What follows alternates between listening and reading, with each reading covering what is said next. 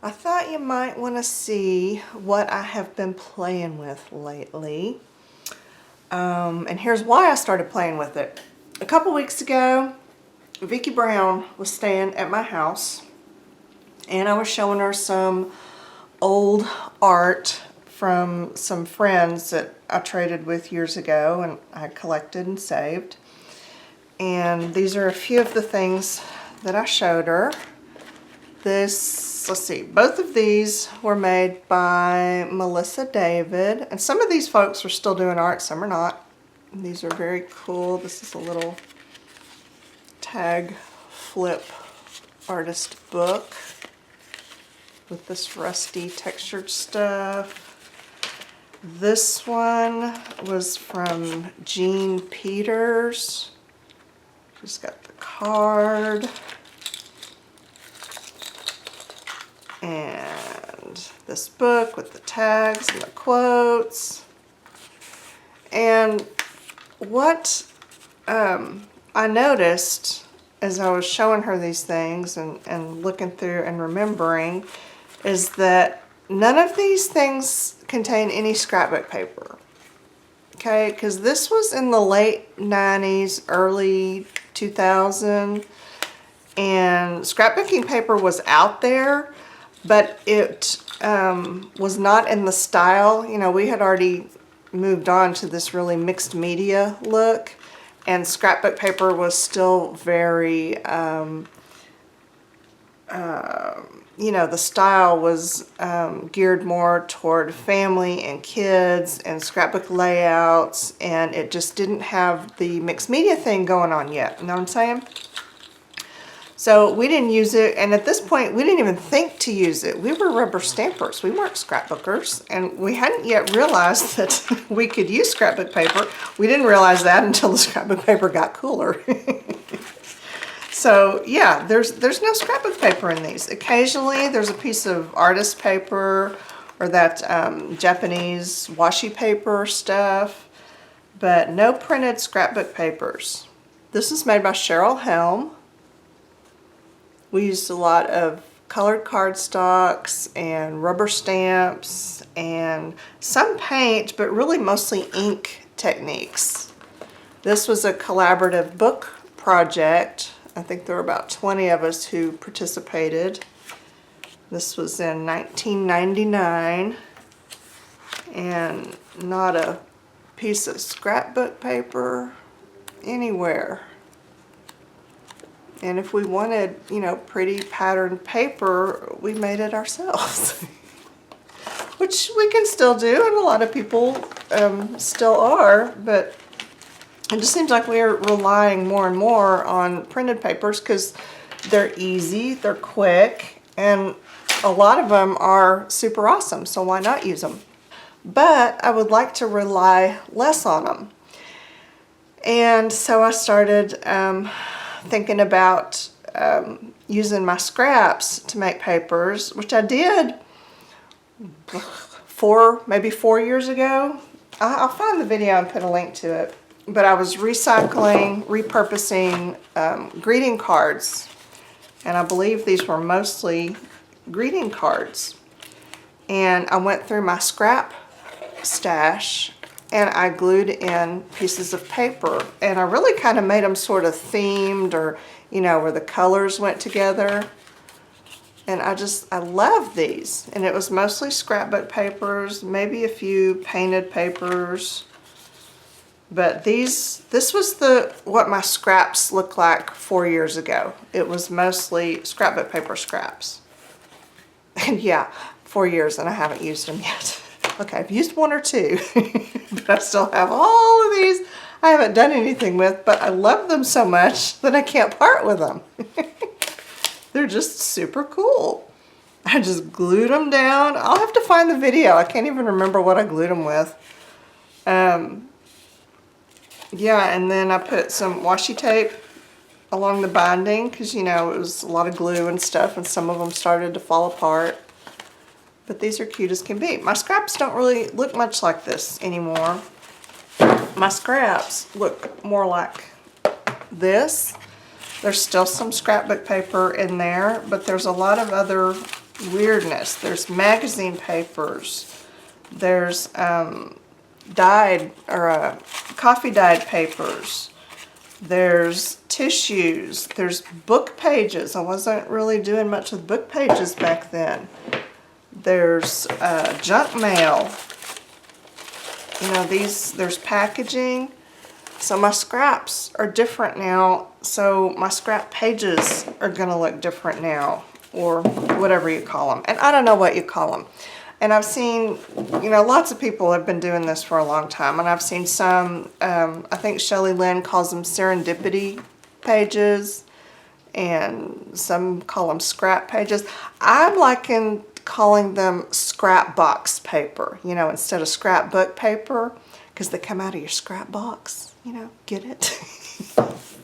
That kind of makes me happy. So let's make some Scrapbox paper, and then I'll show you what I've been doing with it. Because I've actually been doing a few things with it. Well, kind of, sort of, not like complete projects, because, you know, that'll come. But I am making the papers, and here's what they're looking like and how I'm doing them.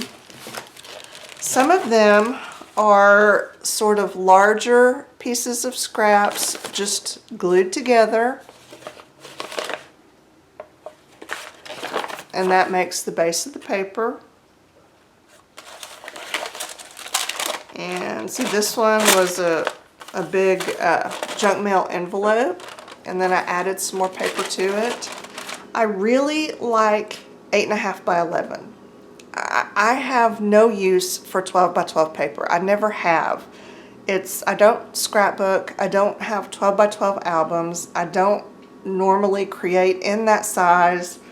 And it's kind of a love-hate thing. You know, I usually have to cut it down to get it to the size that I want, which produces scraps. But that can actually be a good thing because, you know, scraps. So yeah, it's a love-hate thing. That's what it is. So some aspects it's good, some aspects not so much, but you know, whatever, it is what it is. I just prefer 8.5 by 11 because that's mostly what I need to work in. There are so many things I can do to just folding it in half, and it's the perfect size. So that's the size I want. So that's why I've made a lot of these. You know, some of them are not quite 8.5 by 11. But about that. And some of them were a lot bigger, and I cut them down, and then I saved those cuttings to add to others, right? So yeah, these were just big pieces glued together by their edges, and then on some of them, I just glued them to another piece of paper that was scrap. This is just computer paper that I had made some notes on. And I just glued all kinds of weird random scraps to it. And sometimes I'll cover the whole thing, sometimes not, doesn't matter. And this was a piece of scrapbook paper that I glued things to. Great way to use up some of your scrapbook papers or ones that you're not crazy about. And then the rest of these, some were, no, I think all of these were this brown paper that Amazon uses to pack their boxes. So I had a lot of that. So I just glued my scraps on top of it. And I used Elmer's just in an over-under collage way. So just, yeah, use what you have. I'm going to show you some other stuff you can use too. But I really wanted to make sure that all of my edges were glued down really good because I thought I might be cutting some of these up and doing other things with them, and I wanted them to be stuck down good. Now here, I started doing some of them front, oh no I didn't. Oh, this one was another one that I glued full, oh it is misfiled. It goes back up here with these. Whew, it irritates me. Okay, and okay, yeah, these I started doing front and back because this one I just had some strips, and this one I had strips. I glued them the other way. I'm going to show you some more things to do with strips. And then these were the brown paper that I did stuff on the front and the back. See, these I had, you know, lots of little things going on. These not so much. So I can use these as is. I can paint them. I can cut them down. You know, I'm just pretending that they're my new scrapbook paper. And these, I found some magazine pages that I had torn out, and then I looked at the pages and I can't for the life of me see why I tore them out. So I ripped them up. Put that on a junk mail envelope. This one I just cut out. It was an ad. I just cut it out in squares with my little trimmer thing, and then sort of reconstructed a part of it, like a little mosaic on this scrap of printed paper. And then that was some of the leftover scraps from that I just went more random on an envelope piece. So this is what is making me happy today. For whatever reason, this is what I'm liking. You can also, okay, here's where you can go after you've made your papers. If you want to paint them, you can do that with acrylics. These I added watercolors, mostly twinkling H2Os. And this I did in the watercolor like a rebel fashion. And I'll link to the video for that. And I actually did these wrong because I couldn't remember how I did that. And these were not turning out right, and I couldn't figure out why. It's because I forgot how I did it. But they still turned out okay. And I forgot that I had put glue on them, and I stacked them together just like I do the watercolor like a rebel, and they stuck. Some of them did, but yeah, I'm totally fine with that because it looks kind of cool. So these are watercolored, as you can see. And then I also had some in this little book that I watercolored. This was a box of Splenda packets, and I glued scraps on it just like I did the papers over here. In a couple of places, you know, you can even see the Splenda showing through. I used some tissue, some regular paper, really random, didn't cover the whole thing, put washi tape around the edge, punch 3 holes here, 3 holes here, 1 there, and then bind it like I do my custom keepers, you know, traveler's notebook style. And then I just pulled apart junk mail envelopes and put those in here.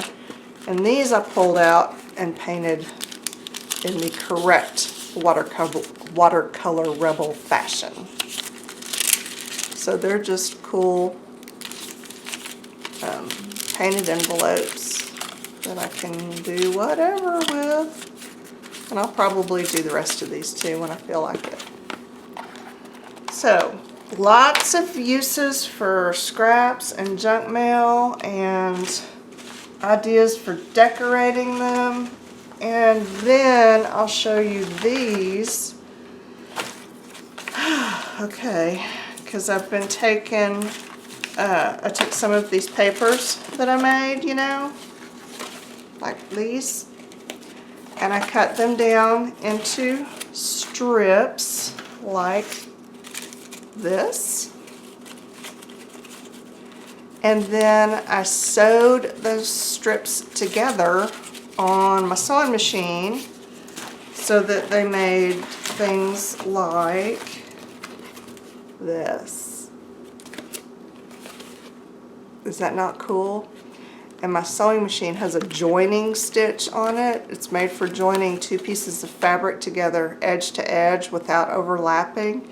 That's what I used, and it's just awesome because it makes them completely flexible. It's different than a regular zigzag stitch. So that's what I use to make these, which are excellent journal covers, greeting card, cut it down, ATC, whatever, you know, anything you use your scrapbook paper for, you can use these for. So I made this one. I made this one with skinny strips. And then I actually made it into a little junk journal. And this one is just like that other one. Haven't done anything with it yet. This one was scrapbook paper. If you don't have a lot of these scraps that I'm talking about, you know, you haven't filled your scrap box yet, you've probably got scrapbook paper. Cut it up and make your own scraps. You know, you've got some that you don't really, you know, you're not really using, don't really care for. I cut these into about 1-inch strips and sewed them with that joining stitch. And then I've got this thing that I can cut in half and make into 2 journals. That's what I did here. Now if you don't have a sewing machine, this is not an option for you, you can glue. It's okay, you can glue. These were one of these pages like this that I had cut into strips like this, longer though. And instead of sewing them together, I glued skinny strips, you know, the brand thing off of your scrapbook papers off the end. I have a big thing of those. See? And just, you know, strips, skinny strips of paper, and I used those to join my Scrapbox strips. And you can get a cool book out of that. I just added some junk pages and made 2 little junk journals. I did sew these in, but you can also just punch them and do a little pamphlet stitch. That works just fine too. So these are fun. I'm going to show you how, that's what this is. I'm going to show you how to glue the strips together. I've got these extra strips. I'm going to show you how to sew them together. But first, I'm just going to do 1 page of gluing. I mean, y'all know how to glue. You know, you don't need to see that. But just in case, I'm going to show you. And okay, I've been using this today. And I'm going to have to find out if Vicki Ross has a video or explains hers, because she's what made me do this. Now, I first saw this when I was researching crafts for special needs kids. And a lot of people talked about making these glue sponges for the kids who have sensory issues and don't like get their hands all gluey. So that's the first time I'd heard about it and kind of logged it away. And then lo and behold, Vicki Ross turns up, and she'd made one and had been using it and loves it. And so then I had to too. But of course I didn't do mine right because I can't remember to go and buy the sponge. You just need a regular like kitchen sponge, and I keep forgetting to go buy one. So this is a used sponge. It was clean. And then these are sponges that I pulled off of sponge paintbrushes that I wasn't using. So I improvised. And you know what? It's kind of working, so it's all right. But all you need is a sponge or sponges, a big bottle of just Elmer's school glue, and you need a good container, like airtight or pretty close to airtight anyway. This one I got at the Dollar Tree. It may or may not be airtight, but it does have a little rubber gasket in the lid. So I think its chances of being fairly airtight are good. Now Vicki's had hers for like I think a year, and it hasn't molded. I think maybe she's added more glue to it over time, but you know, other than that, hers is great. So we'll see how long this one lasts. My little ghetto version. So I want to start gluing things together, making a Scrapbox paper. I'm just going to grab, let's do one. I'm going to grab some large pieces. First, and okay, I've got large pieces, I've got small pieces, I've got painted papers, I've got skinny strips, I've got tissue and napkins, and I've got fat strips. I really sometimes really like sorting through my scraps. It's just, I don't know, it's soothing. And sometimes I don't like it. Sometimes I really do. So yeah, I was in the mood. So here's what let's do. I'm gonna make that smaller. This was a piece of, I don't know, maybe wrapping paper or something. And scrapbook paper. And some junk mail. This was a instruction manual for a TV or a DVD player, I don't know. Something, some piece of electronic thing that I didn't even have anymore. So I disassembled it and kept some of the paper. And a junk mail envelope, part of one. So, and because I really kind of like mine 8.5 by 11, I've got this grid thing under me, and I just kind of keep an eye on how big I'm making it. It doesn't have to be perfect, but I don't want huge pieces that I have to constantly cut down, you know, unless I've got something in mind that I need for that. But I can start with this one. I'll use my little sponge thing and glue this here. You can use, the other day I was using this Helmar Craft and Hobby PVA. You can use any other PVA, Elmer's. You can use a glue stick. You can use Mod Podge. You can brush it on over and under. You know, it doesn't matter. Do what makes you happy. And I'm working on a craft mat because there's glue on the front, glue on the back, glue everywhere.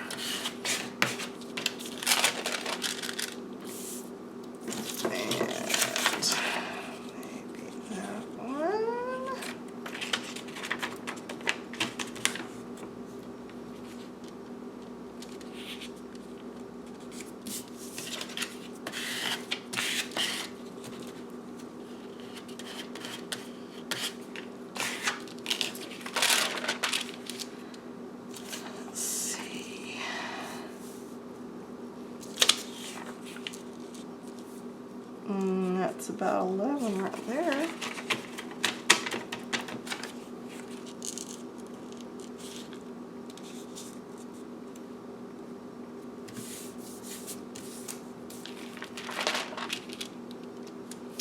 And I need one more something right there. About, that's too small. So, how about,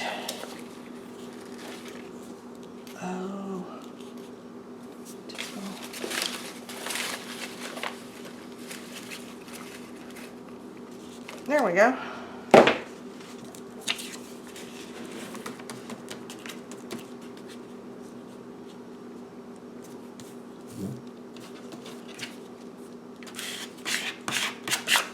Alrighty. I could stop there, or user error. User error. Okay. I can stop here, or I can keep going and use some smaller scraps or decorative pieces. And I really do kind of like to break up some of the big areas. So, let me get my smaller scraps. Let's see. I always end up with a lot of strips. You know, we end up with those strips with the hard edges, right? Because we're constantly ripping them off. So this is a good place to use them because it doesn't matter. I don't want that. It's the same. I'll use that scrapbook thing. And here's a piece of a label.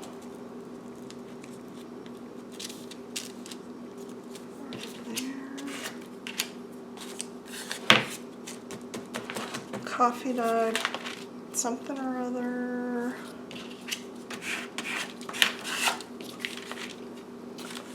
And that little strip.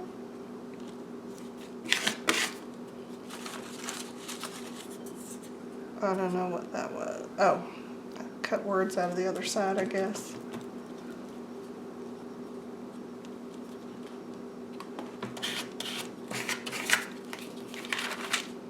So, you can see how easy, how mindless this is.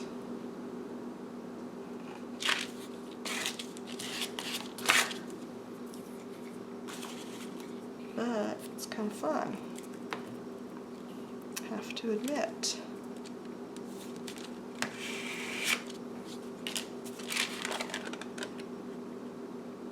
So just make your scrappy paper in whatever style you like. You can cover the whole thing. You can make it all, you know, colorful scrapbooky. You can leave open areas. You can paint it. Whatever floats your boat. When you get it done, cut it into strips about 1 inch wide or so. And you can put it together using thinner strips that are about, what, 1/2 inch wide? Like your scrapbook tabby things, or just strips that you make. I've got a couple of things here. Let me show you how this works. I'm just going to cut off these excess pieces because they're long enough I can use them. And I don't worry too much about getting my edges perfectly even, because once it's done, I can go back and square everything up. I missed a spot. Okay.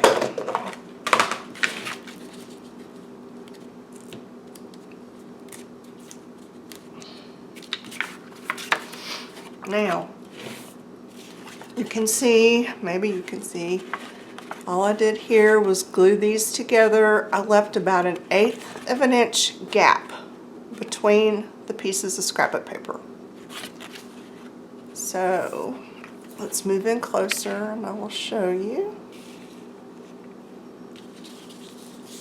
To glue my next one on, I'm going to put it about like that. I'm going to use this Craft and Hobby PVA, and I'm going to put a line right here, a line right here. Then I'm going to get my skinny strip, oh whatever, and glue them together, leaving that gap. Okay, and that was easier in my head. This is easier if your fingers are not already coated with glue. FYI.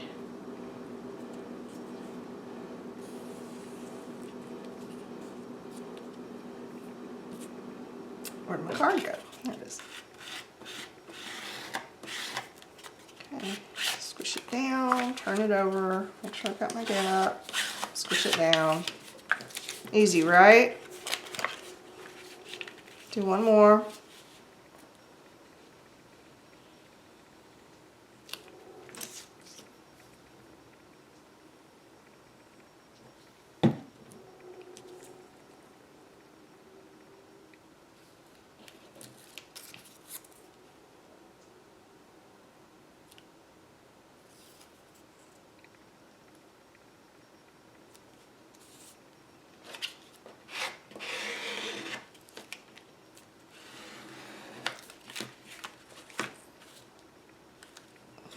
Felt like that one moved.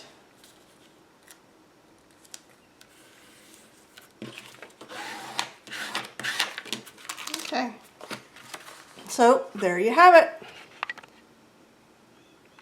Now you'll just want to let that dry, and after it dries, then you can go in with your bone folder and just kind of crease in those gaps that you left.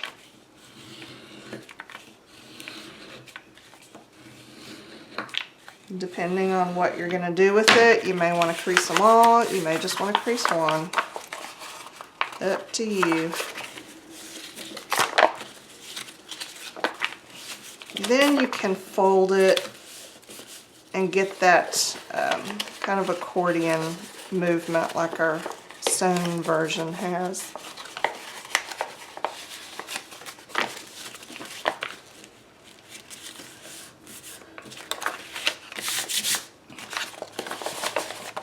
There you go. And then from there, make your card or your book or your whatever you want. It's just a fun piece of paper. Now, let's go over here and I'll show you how to sew these together. So I have to move the camera. Give me a sec. Now before I start the actual sewing, let me show you what I have going on here with my machine. I'm using a 26-year-old mechanical baby lock. It's not even electronic. It's very basic, very old. And mine has the stitch on it, so if it does, then yours probably does too. It looks like okay, let me find the thing here. It's number 10. See how it looks? It's like a zigzag stitch, but it's got the little stitches that make up the zigzag instead of one long one. And my machine manual calls it a multi-stitch zigzag. And it says that it is used for mending, for sewing elastic, and as a joining stitch. So yes, I still have the manual for my 26-year-old machine. Don't judge me. It's actually come in handy when I had to fight with Baby Lock over a warranty. I will never own another Baby Lock. They could not give me one. Great machines, horrible customer service. Okay, anyway, this joining stitch is what caught my eye because you can use this stitch to join two pieces of fabric edge to edge with no overlap. So that got my attention, and you know, and I translate everything to paper. If you can do it to fabric, you can probably do it to paper. So I started trying it with paper, and that's what led to this. This is that stitch used on strips of scrapbook paper, edge to edge, and I just love the way that it joins. So I will just quickly show you that in action. Okay. I don't really know that anyone necessarily needs to sit here and watch me sew straight lines, but I spent an hour getting my camera set up to film me actually sewing. And I had to actually put out a Facebook SOS to figure it out because it was kicking my butt. And I think I've got it. So really this is me just testing to see if this angle works. And thank you very much to Gina and Beth and everyone else who gave me ideas, suggestions, and advice, and hopefully this will do the trick. So I've got my multi-stitch zigzag, whatever, joining thing going on.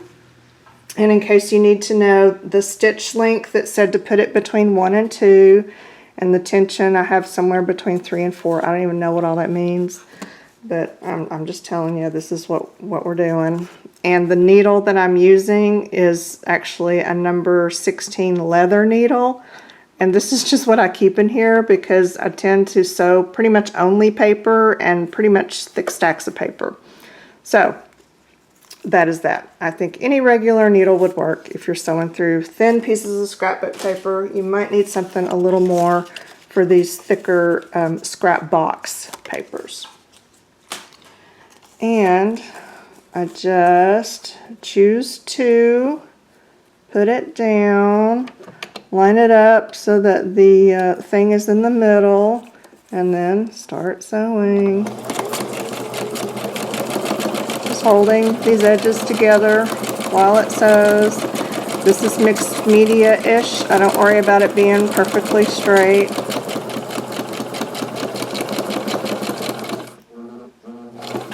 Okay, when it gets to the end, I usually just lift it up, pull it, and then attach another piece. You don't have to cut it every time.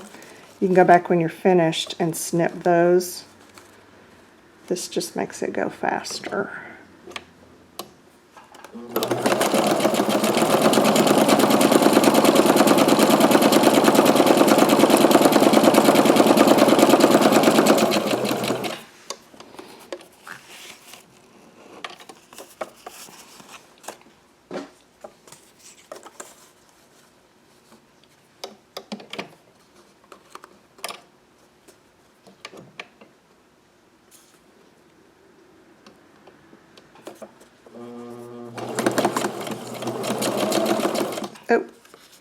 I got hung up on my foot. Boom, problem solved.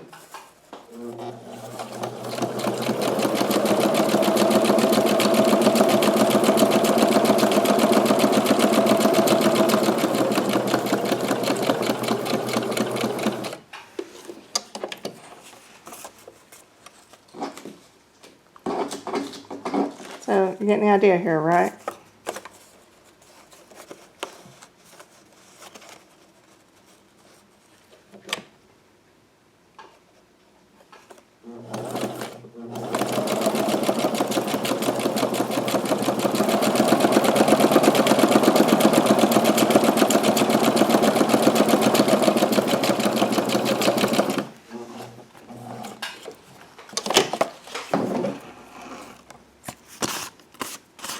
And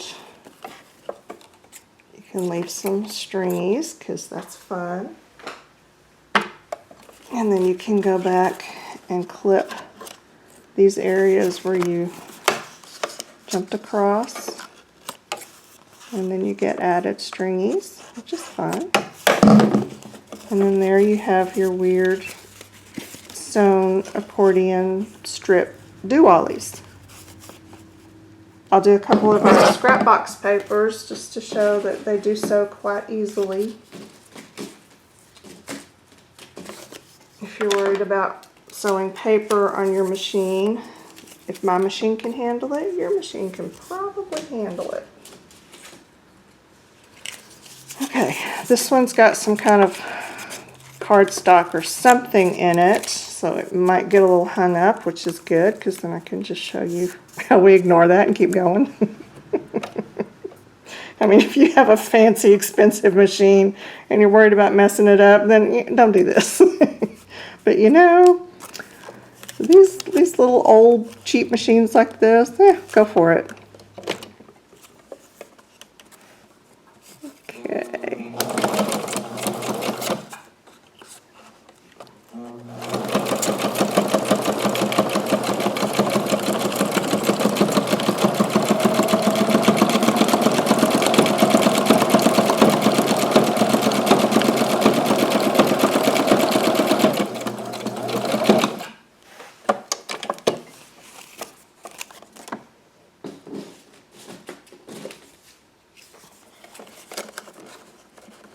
Yeah, it went right through that thick part and didn't even complain. That's unusual. Usually it complains. Sometimes it will stop completely and then I just use the little knob to force the needle down. Force it into submission.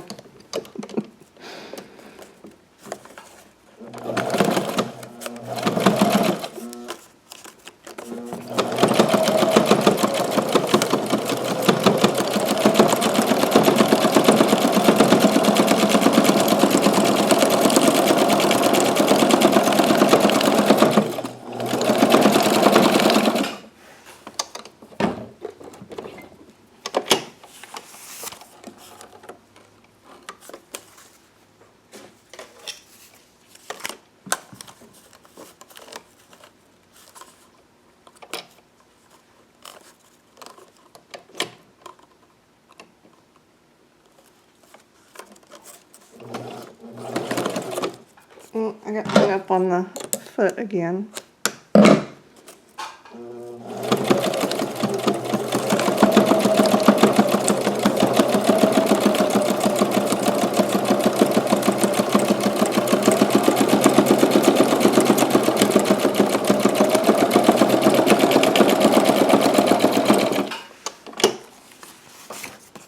So, you get the idea, right?